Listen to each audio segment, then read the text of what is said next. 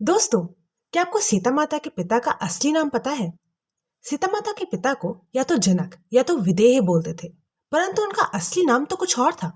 क्या आपको पता है इसके पीछे की क्या कहानी है? दरअसल एक बहुत ही प्रतापी राजा राजा निमि हुआ करते थे।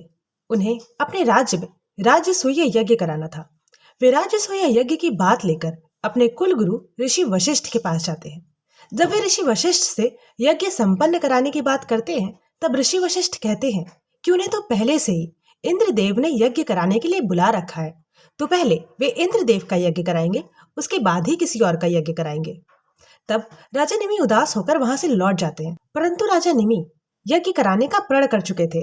इसीलिए लौटते वक्त वे ऋषि गौतम की कुटिया में जाकर उनसे यज्ञ की बात करते हैं। ऋषि गौतम राजा निमि का यज्ञ संपन्न कराने के लिए मान जाते हैं, परंतु राजा निमि से ये चूक हुई कि उन्होंने ऋषि वशिष्ठ को ये नहीं बताया कि वे अपना यज्ञ किसी और से करा लेंगे। कुछ दिनों बाद यज्ञ संपन्न हो जाता है। उधर से ऋषि वशिष्ठ इंद्रदेव का यज्ञ संपन्न करा करके राजा निमि के महल आते हैं। उनकी मुलाकात एक मंत्री से होती है। वे मंत्री उन्हें बताते हैं कि यज्ञ तो ऋषि गौतम ने करा दिया है, यज्ञ संपन्न हो चुका है। इस बात से ऋषि वशिष्ठ बहुत क्रोधित हो जाते हैं।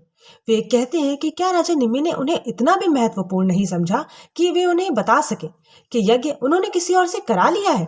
और इसी क्रोध के चलते ऋषि वशिष्ठ राजा निमि को श्राप दे देते हैं कि हे राजा निमि, आज शाम के ढलने से पहले ही तुम्हारी मृत्यु हो जाएगी।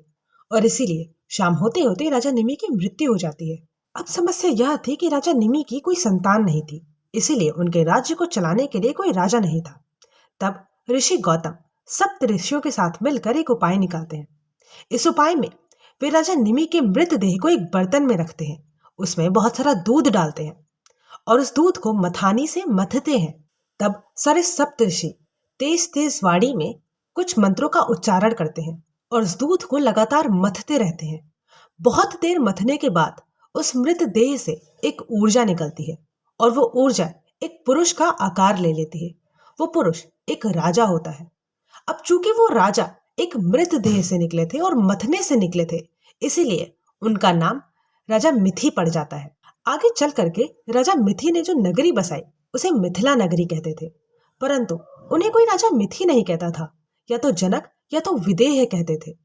विदेह इसलिए क्योंकि वे एक मृतदेह से निकले थे, और जनक इसलिए क्योंकि वे अपनी प्रजा का एक पिता की तरह ख्याल रखते थे और वे स्वयं भी अपने पिता की तरह थे। राजा मिथि की तरह आगे आने वाली सभी पीढ़ियों का खुद का एक नाम होता था, परंतु या तो उन्हें जनक या तो विदेह कहते थे।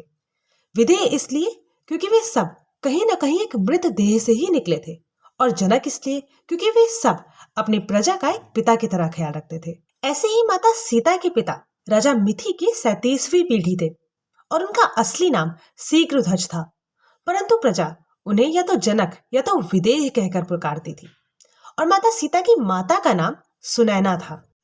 तो दोस्तों, मुझे उम्मीद है आपको ये बातें अच्छे से समझ आई होगी। तो अब आप ये जानकारी दूसरों तक पहुंचाइए और सबको सच्चाई से अवगत कराइए। धन्यवाद।